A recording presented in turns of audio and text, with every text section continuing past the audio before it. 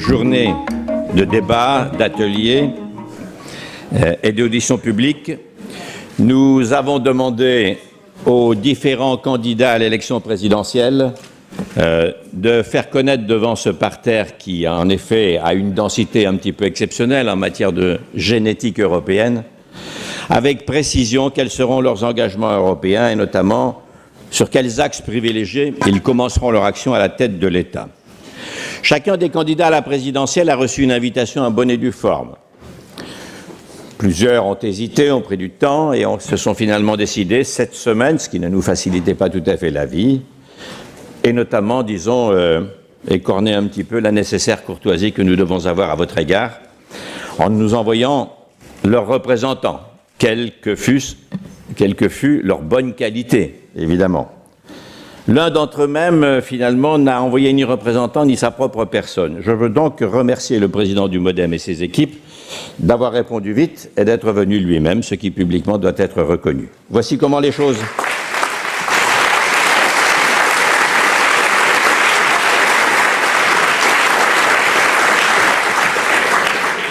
À vous tous et à M. Bayrou, rappelons un petit peu l'organisation de cette audition qui va durer une trentaine de minutes. D'abord, en vous remerciant, vous aurez la possibilité de répondre aux questions des citoyens. Je vous rappelle, pour vous qui êtes dans cette salle, que ces questions viennent d'ateliers, de débats et de manifestations qui ont eu lieu depuis 3 mois sous la responsabilité de la trentaine d'associations qui, dans le pays en général et à Paris en particulier, ont, je dirais, fait tourner cette idée de construction européenne dans les espaces qu'ils avaient la possibilité de faire fonctionner. C'était en général des débats, c'était pas forcément universitaire. C'est un travail associatif qui mérite d'être salué. Émane un certain nombre de questions auxquelles je vous remercie de répondre tout à l'heure en réponse à Guillaume Clossat ou en réponse à Eric Israelevitz, qui sont les deux partenaires de l'organisation de ces États généraux avec le Mouvement européen de France. Ensuite, nous vous demanderons, M. Bayrou, de répondre aux questions d'Eric Israelevitz. Ensuite, nous vous demanderons les 3 enseignements et engagements forts que vous êtes décidés à prendre si vous arrivez au pouvoir en matière de construction européenne et dans cette crise naturellement qui n'est pas mince.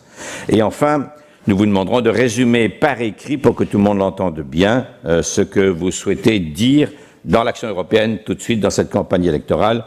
Et puis pour la beauté du geste, nous vous remercions d'écrire sur un livre d'or qui va arriver ici ces mêmes engagements. Une bonne demi-heure vous est consacrée, je vous remercie et bonne route.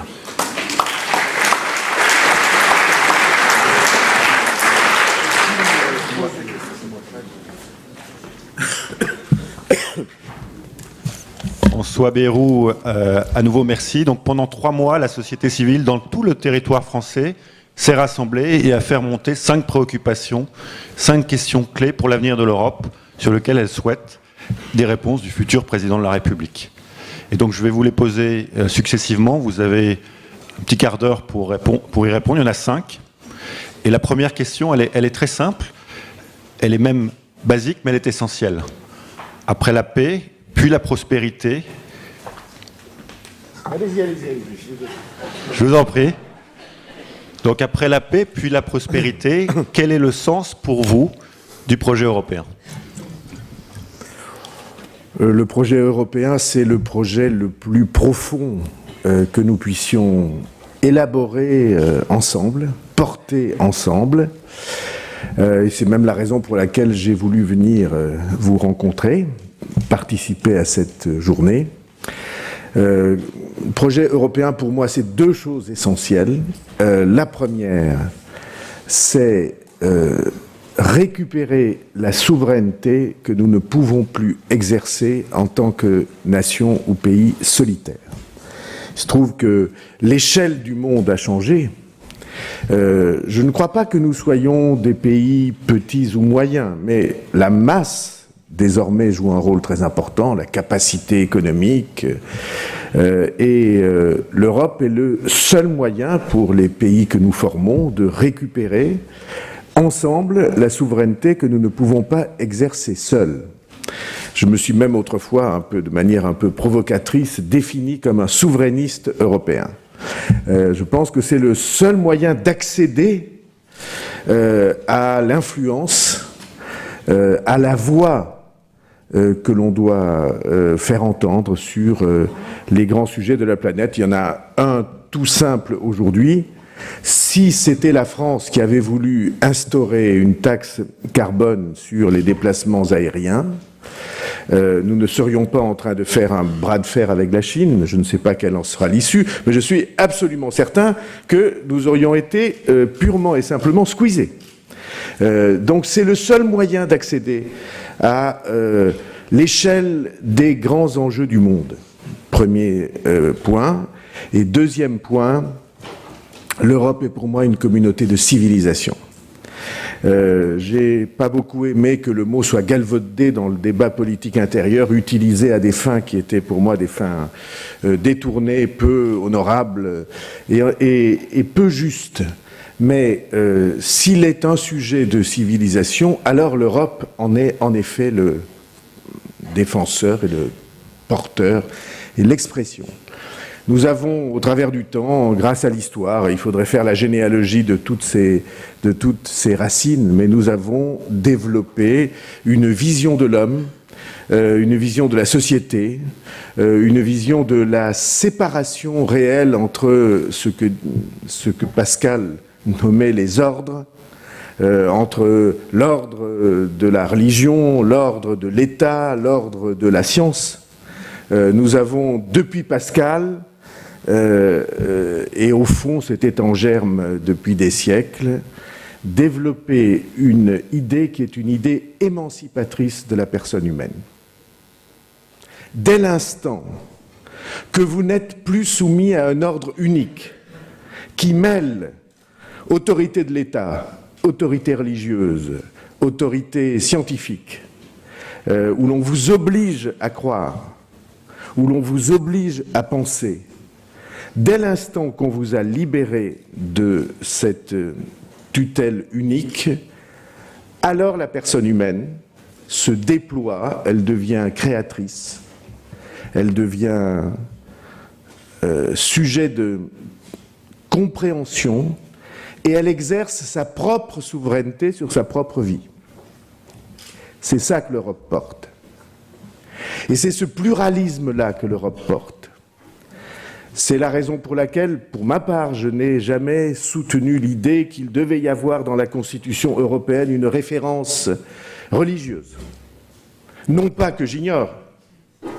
Comment pourrais-je ignorer cela? Non pas que j'ignore le rôle que la tradition ou le patrimoine spirituel a joué dans la formation de l'Europe. Mais ce n'est pas le seul patrimoine. J'ai souvent opposé à ceux qui objectaient à cette position que, par exemple, nous devions beaucoup à l'Empire romain. Nous devons beaucoup en langue, nous devons beaucoup en droit, nous devons beaucoup... je dis cela devant l'un des plus brillants représentants de l'Empire romain d'aujourd'hui, Sandro Gozzi, député italien. Mais nous devons beaucoup à l'Empire romain, nous devons beaucoup à la Grèce, nous devons beaucoup à la tradition juive, nous avons rencontré l'islam, et évidemment nous devons beaucoup à ce que le christianisme a été et est, et aussi comme volonté émancipatrice. Et donc, l'Europe, c'est un creuset de civilisation. Et c'est la double importance de l'idée européenne, retrouver la souveraineté et défendre un projet de civilisation. Alors, deuxième question, et maintenant la société civile, c'est que pour retrouver la civilisation, il faut retrouver la confiance, et pour retrouver la confiance, il faut sortir de la crise. Donc, quelles sont pour vous les priorités pour sortir de la crise? Comment concilier austérité, croissance, solidarité? Et quel est votre regard sur le pacte budgétaire? Bon, j'ai toujours trouvé le singulier abusif quand on parle de la crise. Parce que selon moi, il n'y a pas une crise. Il y a des crises successives et qui n'ont pas toutes la même cause, la même étiologie. Alors, première crise que nous avons rencontrée récemment, c'est la crise du monde bancaire, qui est en effet la responsabilité du monde financier, de ses mauvaises habitudes. C'est la crise de 2008, et cette crise, elle méritait sanction, et peut-être eût-elle mérité sanction encore plus lourde que celle qui a été faite, parce que c'était une crise d'aventuriers financiers qui ont fragilisé le monde dans lequel nous vivions. Mais la deuxième crise n'est pas une crise venue de l'extérieur, du monde bancaire, de la météo du monde. C'est une crise qui est venue de l'irresponsabilité des gouvernants. C'est une crise de l'endettement des États. Et cette crise contre laquelle un certain nombre d'entre nous avaient mis en garde depuis longtemps, cette crise, elle doit imposer un certain nombre de changements et, pour en sortir, préparer des politiques nouvelles. Alors, je dis en deux mots. Le premier, c'est que on a besoin désormais d'une transparence absolue en matière de gestion financière des États.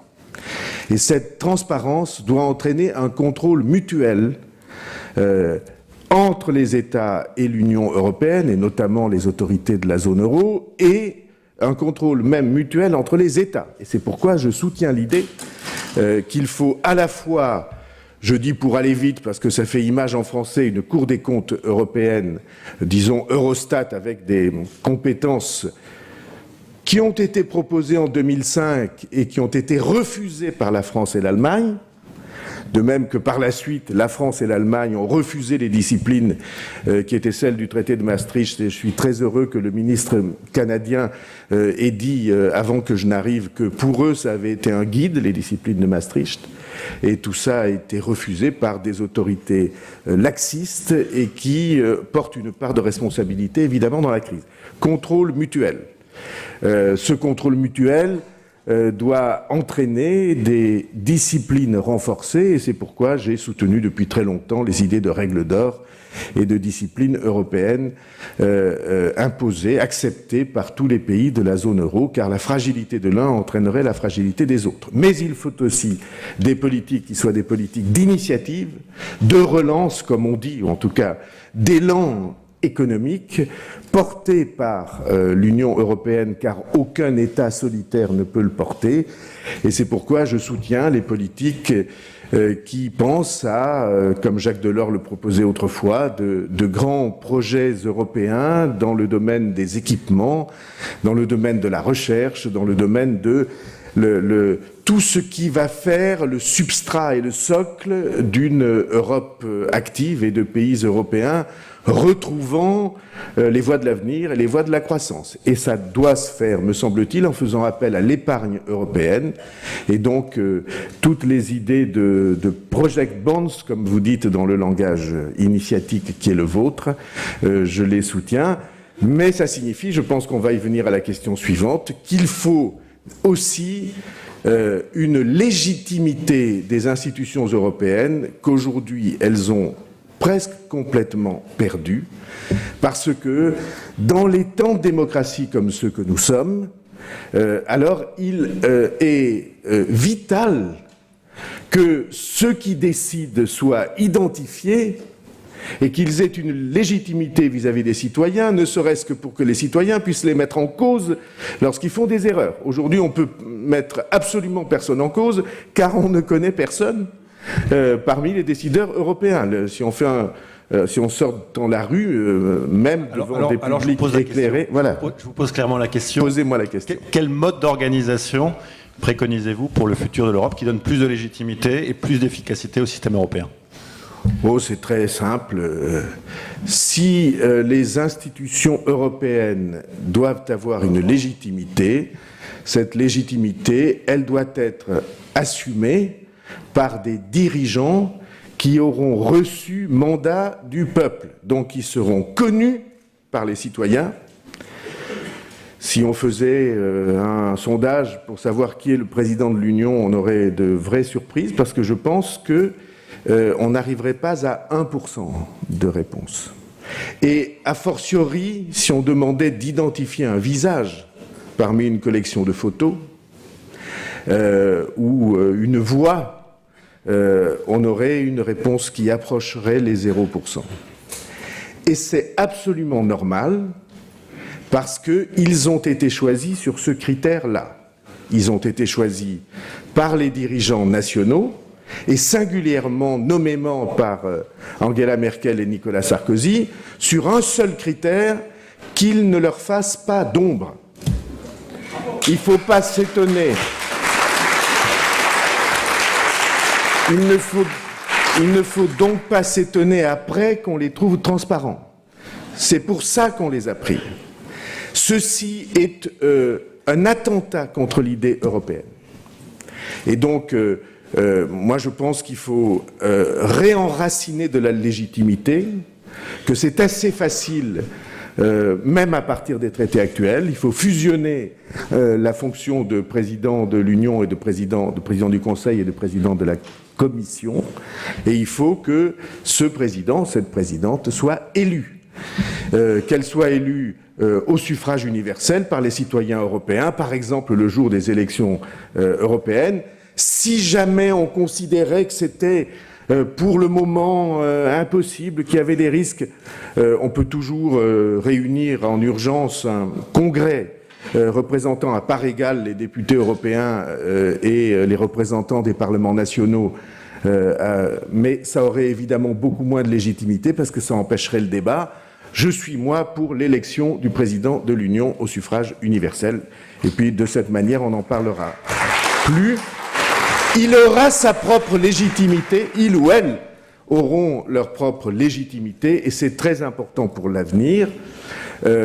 Et deuxièmement, il faut peut-être même pas renforcer dans ses droits, mais en tout cas assurer dans ses droits le Parlement européen. Et pour cela, il faut que les citoyens européens soient informés de ce que fait, de ce que décident, de ce que préparent les institutions européennes et singulièrement le Parlement européen. Il faut que l'agenda soit connu de tous. Si on faisait une enquête un peu sérieuse, même auprès d'un public brillantissime, averti, engagé comme celui qui est réuni dans cette salle, sur ce que prépare et ce que vote le Parlement européen en ce moment, je dis ça devant une députée européenne éminente, Marielle de Sarnez, malgré le travail tout à fait remarquable, Jean-Marie, que font les députés européens, personne ne sait quel est l'objet de leur délibération. Dans un pays aussi politique que la France, dans une union qui se veut aussi démocratique que l'Union européenne, ce qui fait que les médias en sont complètement absents, désintéressés, détournés. S'il y avait agenda, les citoyens s'engageraient ou auraient une idée de la réponse aux questions que pose le Parlement européen, leurs associations s'engageraient, de la passion naîtrait dans le débat et les médias suivraient. Il faut donc une obligation d'information et de transparence qui est le seul moyen de remettre de la légitimité pour le débat européen. On peut même aller encore plus loin. Ayant évacué la partie représentant du peuple, ayant relégitimé la partie représentant du peuple, je suis, moi, pour que les conseils européens délibèrent en public, de manière qu'on sache. Ça, c'est la partie Sénat dans les grandes institutions à vocation fédératrice. Je suis pour qu'on sache ce que pense et veut la France, ce que pense et veut l'Italie, ce que pense et veut la Grande-Bretagne, ce que pense et veut l'Allemagne, et qu'il y ait des débats publics lorsqu'il y a différence de point de vue. Et vous voyez que j'attache beaucoup de prix à l'implication du citoyen et à son information dans ce que seront, le jour où elles seront relégitimées par la démocratie, les instances européennes. Alors, deux dernières questions, mais il vous reste 2 minutes. Ouais. Alors, vous avez déjà répondu en partie à la quatrième, c'est comment renforcer le sentiment d'adhésion des Français au projet européen. J'ai répondu. Bon. Et dernière question. 10 secondes. Quel avenir, question clé, quel avenir pour la relation franco-allemande? Comment vous la voyez? Je la crois nécessaire à l'union, parce qu'elle en est d'une certaine manière l'âme pour toutes les raisons historiques et politiques. Et je pense qu'elle ne doit pas être en rien hégémonique. Je pense que ces dernières années, une erreur a été faite en mettant en scène une espèce de duopole dans lequel le président de la République française et la chancelière d'Allemagne se présentaient comme étant les dirigeants de l'Europe.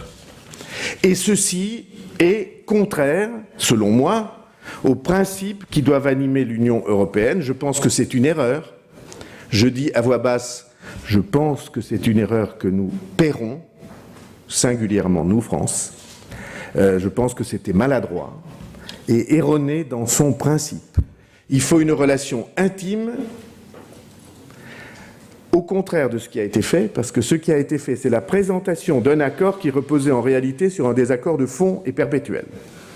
On mettait en scène des embrassades, mais en réalité, il y avait confrontation. De sorte que personne n'a pu savoir où était le sujet de la confrontation, et je pense que c'était un grand sujet. Je pense qu'un dirigeant français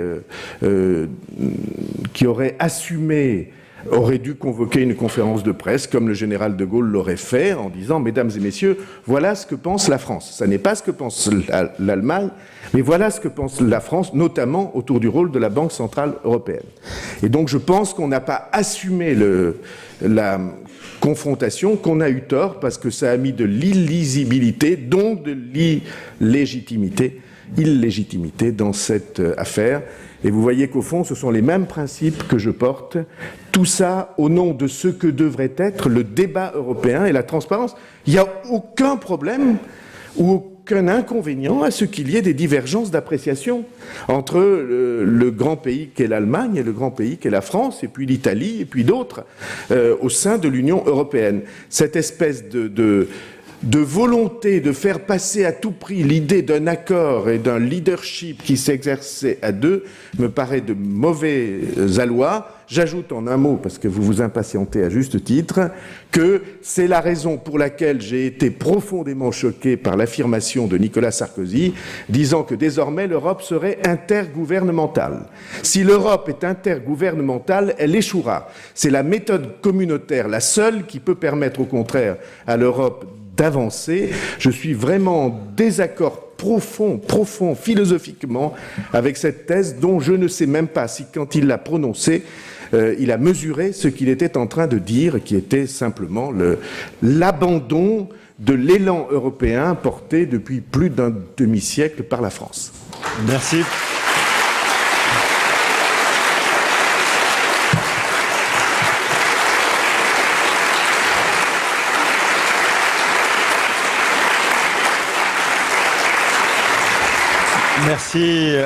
Merci François Bayrou. Je vous propose de rentrer dans la deuxième partie de cette rencontre avec le droit de suite. Je reste Éric Israelevich.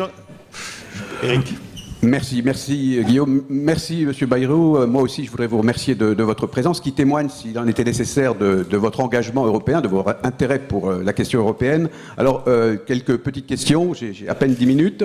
Donc la première, nous avons publié hier à Le Monde, dans le cadre de cette manifestation, un sondage sur les Français et l'Europe qui confirme, s'il en était besoin, le désamour des Français à l'égard de l'Europe, de la construction européenne. Comment vous, un Européen, réagissez à ce désamour ? Le désamour est fondé.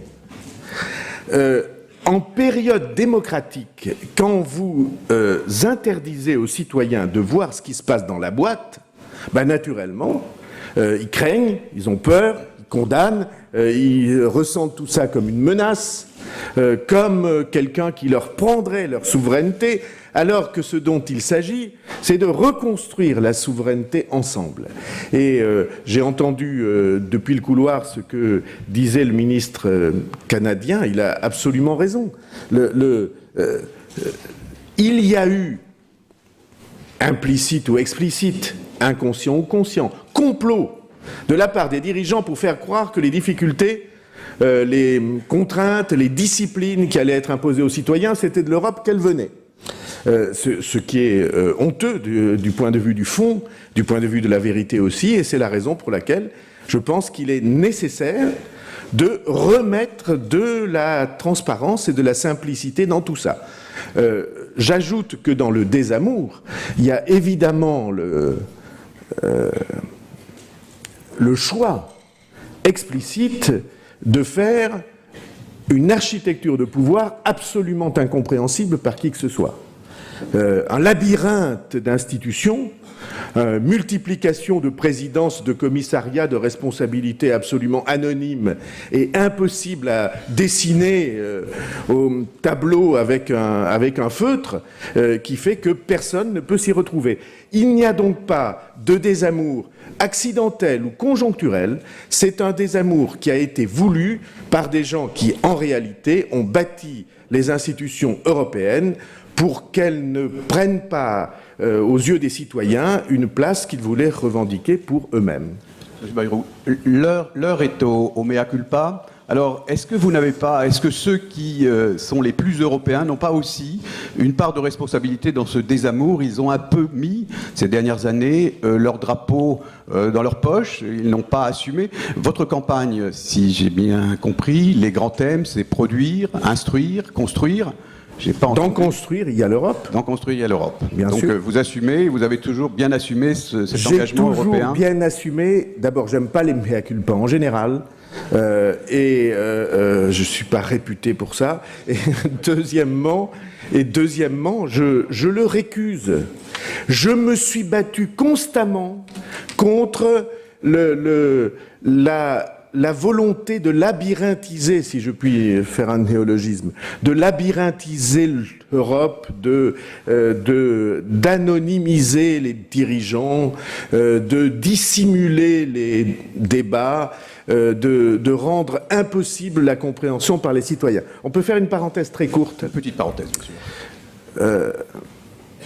Je mets beaucoup en cause les dirigeants actuels. Il est vrai, pour être d'une sincérité absolue, que la méthode Monnet, elle était pensée en partie au lendemain de la guerre pour qu'il y ait ce découplage entre les opinions publiques et les dirigeants. Ce qu'on comprend, on sortait d'une guerre cruelle pour les nations, encore plus cruelle pour une certaine idée de l'humanité qui avait été massacrée en même temps que la Shoah. Donc c'était extrêmement lourd, extrêmement cruel, et Monnet, qui n'aimait pas trop la démocratie directe, on va dire ça sans porter atteinte à sa mémoire, a lui favorisé une toute autre conception technocratique, on dirait aujourd'hui, des choses, que des gens qui savent s'occupent des sujets importants et que les autres soient devant les peuples pour animer le débat. Il découplait les deux. Peut-être était-ce fondé à l'époque. Il ne faut jamais lire l'histoire avec les lunettes d'aujourd'hui. Mais, en tout cas pour moi, ça n'est plus fondé aujourd'hui. Il ne peut pas y avoir de légitimité de la décision s'il n'y a pas enracinement dans la volonté des peuples. Et donc c'est de là que vient ce trou noir dont l'Europe est aujourd'hui la victime. Alors, pour vous, l'Europe à combien? L'Europe jusqu'où? En particulier, une question précise sur laquelle le président de la République candidat s'est souvent exprimé. La Turquie doit faire partie de l'Europe. Moi aussi, je me suis souvent exprimé sur ce sujet. Vous savez que certains, François Mitterrand en particulier, avaient pensé ou défendu l'idée d'une Europe à plusieurs cercles. Peut-être la naissance de l'euro a-t-elle rendu actuelle cette Europe à plusieurs cercles. Je pense que c'est inscrit au fond dans la dynamique, dans l'élan que que nous avons créé en même temps que nous avons accepté l'euro. Pour le reste, je vous ai dit que pour moi l'Europe était une communauté de civilisation. Et donc, de ce point de vue-là, les modes de vie, la culture, la conception des rapports entre la religion et le pouvoir civil, tout ça est une question, mais les négociations sont ouvertes, on verra bien comment elles avancent. Je suis un peu sceptique. Au fond, je pense qu'il faut poser plusieurs questions en même temps. La Turquie en est une, mais la Russie en est une autre. Nous avons, avec la Russie, avec l'Ukraine, avec les pays qui ont fait partie de cette histoire, nous avons des liens qui sont des liens aussi évidents. Et donc, que l'Europe pense son cœur et qu'elle pense son périmètre, voilà pour moi en tout cas la direction historique que nous devons suivre. Le sondage, la première question du sondage faisait ressortir que pour les Français, l'Europe doit nous aider à sortir de la crise, à favoriser la croissance. Ce qui est évidemment... C'est vrai. Est-ce que vous adhérez finalement à la critique que fait François Hollande sur le thème le traité et le MES n'aborde pas cette question critique qui finalement est reprise aujourd'hui par un certain nombre de dirigeants conservateurs européens qui pensent aussi qu'il n'y a pas suffisamment de croissance dans cette politique? Je pense qu'il faut davantage de croissance, mais je pense que la stabilité ou la stabilisation ou la sécurisation des finances était la condition préalable. Pas seulement pour l'Allemagne, comme on l'a dit, mais pour tout le monde. Il ne peut pas y avoir, même à l'échelle nationale, vous savez que je défends l'idée que l'essentiel de notre crise française s'explique par des raisons nationales. Pas du tout par l'Europe ou d'autres ou des manques venus de l'extérieur. C'est pas parce que nous avons l'euro, ni l'Union européenne, ni le système financier international que nous n'apprenons plus à lire à nos enfants. Ça n'a rien à voir. Et c'est pas pour ces raisons-là que nous avons perdu un très grand nombre de secteurs industriels autour de la question du produire en France, qui explique notre chômage et notre appauvrissement. C'est pas parce que nous avons des raisons extérieures que nous avons 70 milliards de déficit du commerce extérieur. C'est-à-dire 70 000 millions d'euros pris sur les ressources du pays pour aller soutenir les économies qui nous entourent, somme équivalente à 3 millions de salaires annuels de travailleurs, charges comprises. 3 millions. Bon, c'est pas la faute des autres. C'est notre responsabilité. Mais il est vrai que l'Europe doit et peut, je le crois, quand on constate que les institutions, cette entité européenne n'est pas endettée, elle a une capacité d'action et d'entraînement, notamment auprès de l'épargne indigène, de l'épargne européenne, qui existe et qui est abondante. Et donc, c'était une condition. Je pense que cette volonté doit s'exprimer dans l'avenir. Faut-il changer les statuts de la BCE ? Lui permettre de soutenir la croissance et pas seulement de se préoccuper Je crois que oui. Je crois que oui. Je crois et défends l'idée que les mécanismes que nous avons arrêtés pour la stabilité, qui sont des mécanismes uniquement de solidarité entre États, sont insuffisants, qu'ils ne pourront pas, je dis ça à voix basse, affronter la prochaine crise ou la prochaine crispation, la prochaine moment aigu que nous rencontrerons et qui semble se profiler à l'horizon si on lit bien ce qui se passe dans les pays qui nous entourent. Je pense que ces mécanismes d'appel à des solidarités inter-États ne suffiront pas et qu'il faut que la Banque centrale européenne soit en effet appelée à jouer un rôle plus dynamique dans tout cela. Au demeurant, si nouvelle crispation il n'y aura pas d'autre scénario de sortie de crise. C'est absolument, à mes yeux en tout cas, inéluctable. Et je pense ça depuis le premier jour. Je suis assez critique sur la manière dont on a traité l'affaire de la Grèce. Je ne vois pas historiquement comment un peuple peut supporter longuement ce qu'on a imposé et le style avec lequel on l'a imposé à la Grèce. Je peux dire par exemple avec certitude que si j'avais été président de la République, jamais je n'aurais accepté que le FMI soit invité à venir régler nos affaires en Europe. C'est nous qui devions régler nos affaires nous-mêmes, sur le sol européen. Quand la Californie est en faillite, les États-Unis n'appellent pas le FMI. Et vous avez un budget fédéral là-bas. Oui. Ben, nous n'en avons pas. Donc, et alors c'est pas le budget fédéral qui règle la faillite de la Californie. Vous avez les mêmes lois qui s'appliquent. Il n'y a aucun lien entre le budget fédéral et la faillite de la Californie.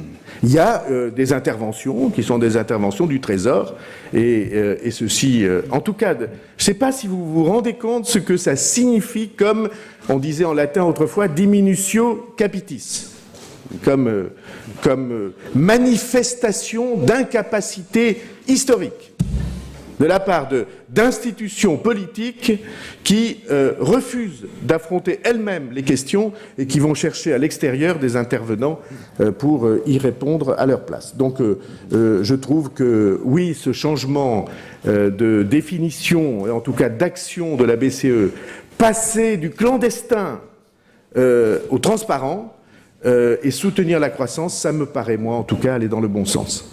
Alors, une dernière question. Et inéluctable. Oui. Et inéluctable. Dernière question, parce que j'ai vu que tout le monde vous dit... Oui, vous avez remarqué vous aussi, oui. Je vois que vous avez bien surveillé. Donc, vous avez clairement dit que vous souhaitiez un renforcement de l'exécutif européen, une élection au suffrage universel. Une légitimation. Pour le légitimer. Oui. Un renforcement du pouvoir du Parlement européen. De sa transparence. Une démarche communautaire plutôt qu'intergouvernementale. Vous êtes donc le candidat fédéraliste de cette élection. Oh, monsieur Israelevitch, je fais très attention aux mots. D'abord, j'aime beaucoup ça, les mots. Il n'y a pas de mot plus, on va dire, polysémique, comme on dit dans les... Il n'y a pas de mot plus ambigu, autrement dit, moins lisible que le mot fédéraliste. Pour les fédéralistes canadiens, qui se sont tout à l'heure exprimés, le mot n'a pas du tout le même sens que chez nous. Pour les Suisses, j'ai beaucoup étudié les grands auteurs fédéralistes, dont beaucoup étaient suisses, le mot n'a pas du tout le même sens que chez nous.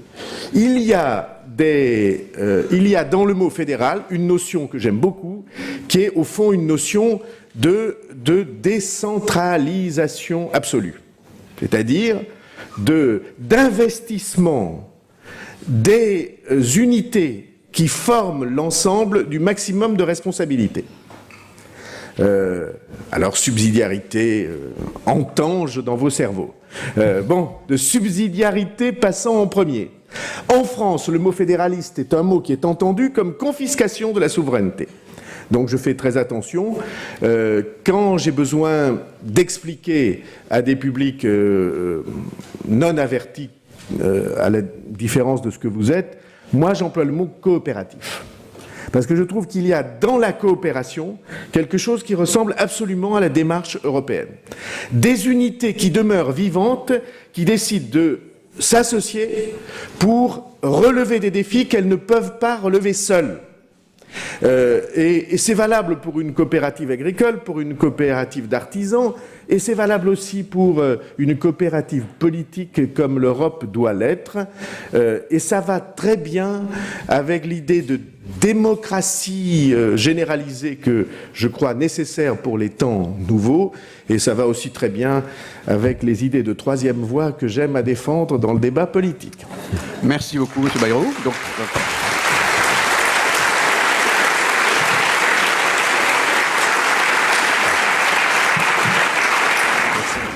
Alors, c'est-à-dire,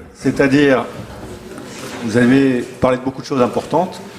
Maintenant, on vous demande 3 engagements forts, européens, qui seront au cœur de votre mandat de président de la République. Vous les avez entendus, hein, donc je vais donc... Quels sont-ils? On vous invite à les écrire.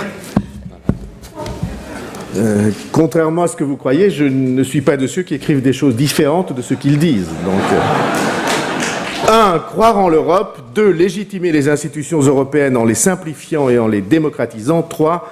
Faire de l'Union européenne et de la zone euro un acteur de la croissance des pays et des peuples. François Bayrou, 10 mars 2012.